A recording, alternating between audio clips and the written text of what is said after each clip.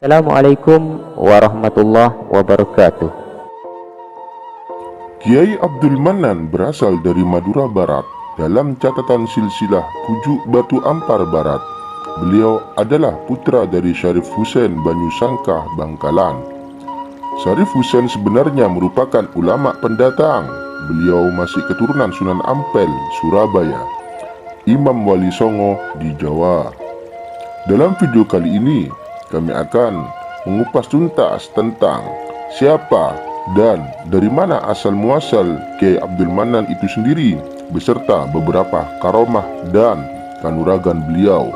Tapi sebelumnya, kami ingatkan untuk klik tombol subscribe agar kami terus semangat memberikan informasi-informasi terbaru.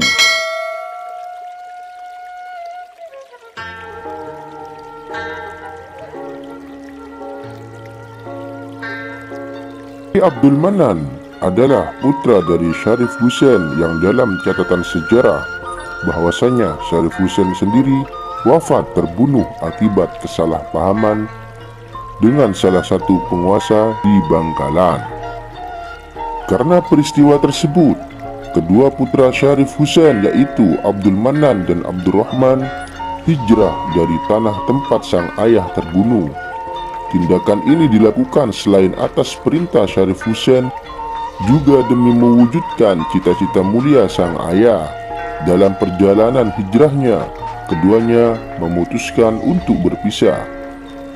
Abdurrahman pergi ke desa Bira, Sampang, sedangkan Abdul Manan ke Batu Ampar, Kropo, Pamekasan. Saat itu, dua tempat yang dituju oleh kedua putra Syarif Husain masih berupa bukit tak berpenghuni dan jauh dari pemukiman. Tempat itu dipilih karena keduanya memang ingin melakukan uzlah, mengasihkan diri dari keramaian untuk memfokuskan taqarrub atau ibadah kepada Allah Subhanahu wa Ta'ala. Setelah itu, beliau bertirakat di pohon kesambi selama 40 tahun. Sekadar ilustrasi, pohon kesambi tempat tirakat beliau itu terletak di atas bukit yang dikelilingi pohon bambu. Di dekat pohon kesambi itu ada sebuah sumur yang disebut Sumur Todungi. Sumur inilah yang menjadi tempat keperluan beliau untuk minum dan wudhu. Atas kejadian tersebut, dalam buku Manaqib Pujuk Batu Ampar yang bersumber dari Kiai Haji Ja'far Shodiq Fauzi, Kiai Abdul Manan kemudian menisbatkan dirinya kepada pohon kosambi dengan sebutan Pujuk Kosambi. Secara antropologis, sebutan Pujuk Kosambi bukanlah nama biasa. Di dalamnya terkandung semangat perjuangan, semangat dakwah, semangat keilmuan, dan utamanya semangat taqarrub ilallah. Sayangnya, pohon kosambi yang menjadi tempat bersejarah tersebut kini tinggal akarnya karena sudah rapuh, dimakan usia, dan sering diambil oleh peziarah. Setelah selesai tirakat, Pujuk Kosambi memulai meneruskan perjuangan ayahnya dengan cara membuka padepokan kecil. Di padepokan kecil tersebut, Pujuk Kosambi merekrut pemuda-pemuda kampung untuk diajari seni bela diri sekaligus penggemblengan ilmu agama dan pembinaan taqarrub kepada Allah Subhanahu wa Ta'ala. Di padepokan kecil tersebut, Pujuk Kosambi melakukan pembinaan pemuda desa dan masyarakat umum dengan kegiatan bela diri, sholat berjamaah, istighfar, pembacaan sholawat, serta pengajian tentang akhlakul karimah dan tauhid. Dengan bekal bela diri dan penggemblengan ilmu karomah, perlahan-lahan masyarakat mulai bisa membangun kekuatan untuk melawan kekuatan Bromo Corah.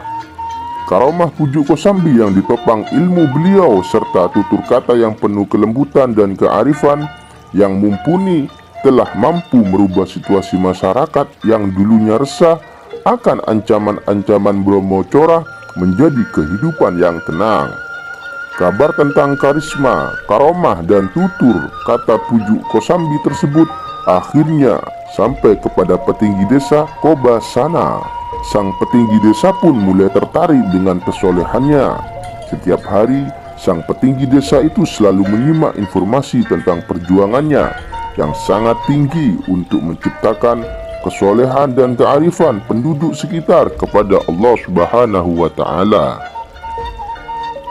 Setelah hari demi hari menyimak pengajian dan mengamati dari dekat kehidupan Pujuk Kosambi, petinggi desa Kobasana akhirnya memutuskan untuk menjadikan Pujuk Kosambi sebagai menantunya.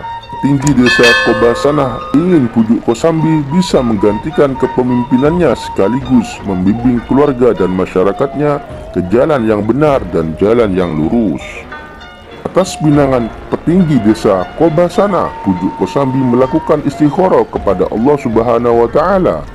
Setelah melakukan sholat istikharah, beliau menerima pinangan tersebut untuk menentukan pendamping hidupnya yang akan membantu perjuangannya untuk meneruskan cita-cita dakwah sang ayah di Pulau Garam ini. Kemudian Pujuk Kosambi segera melamar gadis putri sang petinggi desa yang bernama Mai Suroh atau yang dikenal dengan nama Mai. Dari pernikahannya tersebut beliau dikaruniai 4 orang anak, 3 laki-laki dan 1 perempuan. Mereka adalah Kiai Abdurrahman alias Basania Pujuk Tompeng, 2 Kiai Abdul Fakih, 3 Kiai Abbas atau Abdul Kasan dan Nyai Siti Fatimah. Pujuk Tompeng ini adalah ayah dari Kiai Abu Samsuddin alias Pujuk Latong yang terkenal itu. Sekian dari kami. Semoga dengan mencatat sejarah beliau dan sejarah para ulama, semoga kita semua mendapatkan barokahnya. Semoga sekelumit sejarah ini bisa sedikit menambah wawasan pengetahuan kita. Sekian dari kami. Assalamualaikum warahmatullahi wabarakatuh.